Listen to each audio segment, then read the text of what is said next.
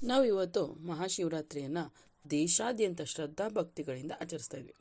ಪಂಚಾಂಗದ ಪ್ರಕಾರ ಪ್ರತಿ ತಿಂಗಳು ಶಿವರಾತ್ರಿ ಬರುತ್ತೆ. ಆದರೆ ಇದಕ್ಕೆ ಮಾಸ ಶಿವರಾತ್ರಿ ಅಂತ ಕರಿತೀವಿ.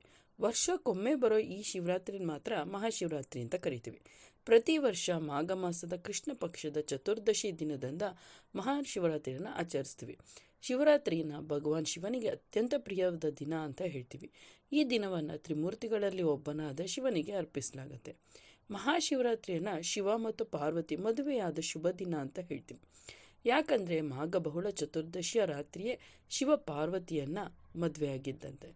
ಹೀಗಾಗಿ ಅಂದು ರಾತ್ರಿ ದೇವಾನುದೇವತೆಗಳೆಲ್ಲರೂ ಜಾಗರಣೆ ಮಾಡುವ ಮೂಲಕ ಗಿರಿಜಾ ಕಲ್ಯಾಣವನ್ನು ವೀಕ್ಷಿಸಿದ್ರು. ಶಿವ ಪಾರ್ವತಿಯರಿಬ್ಬರನ್ನು ಪೂಜಿಸಿದ್ರಂತೆ. ಹೀಗಾಗಿ ಈ ದಿನ ಜಾಗರಣೆ ಮಾಡೋ ಪದ್ಧತಿ ಬಂತು ಅಂತ ಹೇಳ್ತಾರೆ. ಇವೆಲ್ಲ ಕಾರಣದಿಂದಾಗಿ ಮಹಾಶಿವರಾತ್ರಿ ಆಚರಣೆ ತುಂಬ ವಿಶೇಷವಾಗಿರುತ್ತೆ.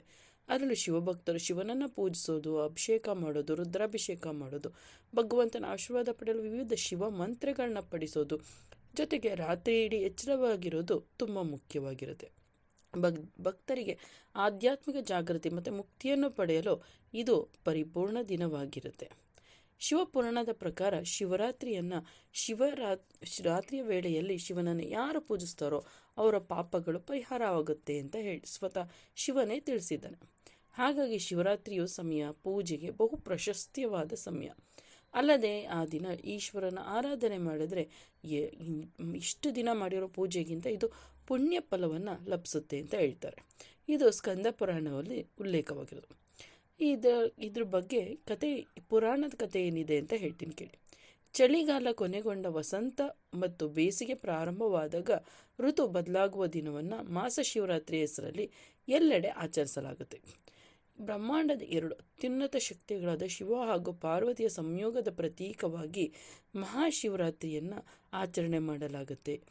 ಇದು ಹಿಡಿದು ಸಮುದ್ರದ ಮಂಥನದಿಂದ ಸಂದರ್ಭದಲ್ಲಿ ಬಂದ ಹಾಲಾಹಲವನ್ನು ಕುಡಿದ ಶಿವ ಜಗತ್ತನ್ನು ಉಳಿಸಿದ ಮಹಾಪರ್ವದಿಂದ ಎಂಬುದವರೆಗೆ ಹಲವು ಪೌರಾಣಿಕ ಕಥೆಗಳು ಮಹಾಶಿವರಾತ್ರಿಗೆ ಜೊತೆಗೆ ಸೇರಿದೆ. ಮತ್ತೊಂದು ಕಥೆಯ ಪ್ರಕಾರ ಮಹಾಶಿವರಾತ್ರಿಯನ್ನು ಶಿವನ ಸೃಷ್ಟಿ ಸ್ಥಿತಿ ಲಯಗಳ ತಾಂಡವ ನೃತ್ಯ ಎಂದು ಹೇಳಲಾಗುತ್ತೆ.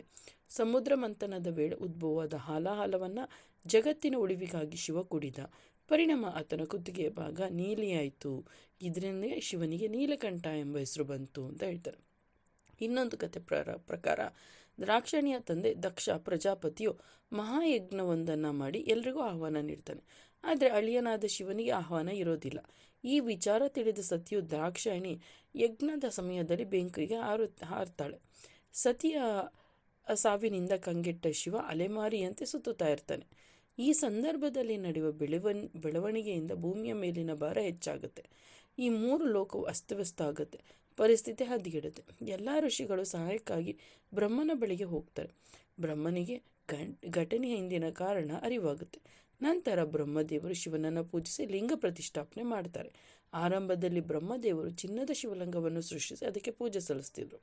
ನಂತರ ಎಲ್ಲ ದೇವರುಗಳು ಮತ್ತು ಋಷಿಗಳು ವಿವಿಧ ವಸ್ತುಗಳಿಂದ ಶಿವಲಿಂಗವನ್ನು ರಚಿಸಿ ಪೂಜಿಸ್ತಿದ್ರು.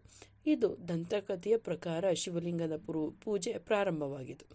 ಶಿವಲಿಂಗವನ್ನು ಪೂಜಿಸುವ ಸ್ಥಳವು ತೀರ್ಥಯಾತ್ರೆಯ ಸ್ಥಳ ಆಗುತ್ತೆ ಅಂತ ಹೇಳ್ತಾರೆ. ಶಿವಲಿಂಗವನ್ನು ಪೂಜಿಸುವ ಸ್ಥಳದಲ್ಲಿ ಒಬ್ಬ ವ್ಯಕ್ತಿಯು ಸತ್ತರೆ ಅವನು ಶಿವಲೋಕವನ್ನು ಪಡಿತಾನೆ. ಶಿವನೆಂಬ ಪದವನ್ನು ಜಪಿಸೋದ್ರಿಂದ ಎಲ್ಲ ಪಾಪಗಳು ದೂರ ಆಗುತ್ತೆ ಅಂತ ನಂಬಿಕೆ ಪುರಾಣದಲ್ಲಿದೆ. ಹಾಗಾದರೆ ಮಹಾಶಿವರಾತ್ರಿ ಆಚರಣೆ ಹೇಗೆ? ಮಹಾಶಿವರಾತ್ರಿಯನ್ನು ದೇವಾಲಯಗಳಲ್ಲಿ ಅಷ್ಟೇ ಅಲ್ಲದೆ ಮನೆಯಲ್ಲೂ ಕೂಡ ಸುಲಭವಾಗಿ ಸರಳವಾಗಿ ಆಚರಣೆ ಮಾಡ್ಬೋದು. ಈ ಮಹಾಶಿವರಾತ್ರಿಯ ದಿನದಂದು ಸಾಧ್ಯ ಇರೋರು ಉಪವಾಸ ವ್ರತ ಮಾಡಬೇಕು. ಪ್ರಾತಃ ಕಾಲದಲ್ಲಿ ಅಂದರೆ ಬೆಳಗಿನ ಜಾವನೆ ಎದ್ದು ಸ್ನಾನ ಮಾಡಿ ಶುಭ್ರವಾದ ಶ್ವೇತ ವಸ್ತ್ರ ಧರಿಸಿ ಶಿವನ ಪೂಜೆಯಲ್ಲಿ ತೊಡಗ್ಬೋದು. ಶಿವಲಿಂಗಕ್ಕೆ ಹಾಲು, ಬಿಲ್ವಪತ್ರೆ, ಶ್ರೀಗಂಧ, ತುಪ್ಪ, ಸಕ್ಕರೆ ಹಾಗೆ ಇನ್ನಿತರ ವಸ್ತುಗಳನ್ನು ಅರ್ಪಿಸಿ ಪೂಜೆ ಮಾಡೋದು ಕೆಲವೊಂದು ಕಡೆ ನೋಡ್ತೀವಿ. ನಿಮ್ಗೆ ಯಾವುದು ಅನುಕೂಲ ಆಗುತ್ತೋ ಅದನ್ನು ಹಾಕಿ ಪೂಜೆಯನ್ನು ಮಾಡ್ಬೋದು, ಅಭಿಷೇಕ ಮಾಡಿ ಪೂಜೆ ಮಾಡ್ಬೋದು. ಮಹಾಶಿವರಾತ್ರಿಯ ದಿನದಂದು ಶಿವನನ್ನ ಆರಾಧಿಸುವವರು ದಿನವಿಡೀ ಉಪವಾಸ ಇರ್ತಾರೆ. ಯಾರಿಗೆ ಸಾಧ್ಯವಾಗುತ್ತೋ ಅವರು ಇರ್ಬೋದು. ಇದು ಮಹಿಳೆಯರಿಗೆ ಅತ್ಯಂತ ವಿಶೇಷ ಹಬ್ಬವಾಗಿದೆ. ವಿವಾಹಿತ ಮಹಿಳೆಯರು ಇದನ್ನು ಶಿವನ ಬಳಿಯಲ್ಲಿ ತನ್ನ ಪತಿಯ ದೀರ್ಘಾಯುಷ್ಯಕ್ಕಾಗಿ ಪ್ರಾರ್ಥಿಸ್ತಾರೆ. ಅವಿವಾಹಿತರು ಭವಿಷ್ಯದಲ್ಲಿ ತಮಗೆ ಶಿವನಂತ ಪತಿಯ ಸಿಗಲಿ ಅಂತ ಆಚರಿಸ್ತಾರೆ. ಮಹಾಶಿವರಾತ್ರಿಯನ್ನು ದೇಗುಲಗಳಲ್ಲಿ ವಿವಿಧ ಆಚರಣೆಗಳನ್ನು ಮಾಡಲಾಗುತ್ತೆ. ಶಿವನ ಅಭಿಷೇಕ ಪ್ರಿಯ, ಆದ್ದರಿಂದ ಇವನಿಗೆ ನಾನಾ ಅಭಿಷೇಕವನ್ನು ಮಾಡಲಾಗುತ್ತೆ. ಹಾಲು, ಜೇನುತುಪ್ಪ, ಹೂವು, ಬಿಲ್ಪತ್ರೆ ಹೀಗೆ ಶಿವನಿಗೆ ಇಷ್ಟವಾದಂಥ ವಸ್ತುಗಳಿಂದ ಅಭಿಷೇಕವನ್ನು ಮಾಡಲಾಗುತ್ತೆ. ಈ ದಿನ ಶಿವನ ಭಕ್ತರು ಏನನ್ನೂ ತಿನ್ನೋದಿಲ್ಲ, ಕುಡಿಯುವುದಿಲ್ಲ. ಕೆಲವರು ರಾತ್ರಿ ಇಡೀ ಜಾಗರಣೆ ಇದ್ದು ಶಿವನ ಧ್ಯಾನ ಮಾಡ್ತಿರ್ತಾರೆ. ಈ ದಿನ ಶಿವನ ದೇಗುಲ ಕಿಕ್ಕಿರಿದು ತುಂಬಿರುತ್ತೆ. ಮಹಾಮೃತ್ಯುಂಜಯ ಮಂತ್ರ ಮತ್ತು ಶಿವತಾಂಡವ ಸ್ತೋತ್ರದ ಮಂತ್ರಗಳನ್ನು ಪಠಿಸುವ ಮೂಲಕ ಮಹಾದೇವನ ಕೃಪೆಗೆ ಪಾತ್ರರಾಗ್ಬೋದು. ಇನ್ನು ದೇವಸ್ಥಾನಗಳಲ್ಲೂ ಕೂಡ ವಿಶೇಷ ಪೂಜೆಗಳು ನಡೀತಾ ಇರುತ್ತೆ, ಅಲ್ಲೂ ಕೂಡ ಹೋಗ್ಬೋದು. ಯಾರು ಉಪವಾಸ ಮಾಡ್ತಾ ಇದ್ದೀರೋ ಮತ್ತು ಜಾಗರಣೆ ಮಾಡ್ತಿರ್ತಾರೋ ಅವರು ಮೊಬೈಲಲ್ಲಿ ಆಟ ಆಡಿಕೊಂಡು ಟಿ ವಿ ನೋಡಿಕೊಂಡು ಮಾಡೋದ್ರಿಂದ ಅದು ನಮಗೆ ಲಭಿಸಲ್ಲ, ಪುಣ್ಯ ಲಭಿಸಲ್ಲ. ಅದ್ರ ಬದಲು ನಾವು ದೇವತಾ ಆರಾಧನೆ ಮಾಡಿದ್ರೆ ಮಾತ್ರ ಪುಣ್ಯ ಲಭಿಸೋದು ನಮಗೆ. ಹಾಗಾಗಿ ನಾವು ಶಿವನ ಸ್ತೋತ್ರಗಳನ್ನ ಹೇಳ್ಕೊಂಡು ಅಥವಾ ಹಾಡನ್ನು ಕೇಳಿಕೊಂಡು ಜಾಗರಣೆ ಮಾಡಬೇಕು. ಜಾಗರಣೆ ಮಾಡೋರು ಆಟ ಆಡಿಕೊಂಡು, ಗೇಮ್ ಆಡಿಕೊಂಡು ಮತ್ತು ಟಿ ವಿ ನೋಡಿಕೊಂಡು ಮಾಡಿದ್ರೆ ಅದ್ರ ಫಲ ಸಿಗಲ್ಲ.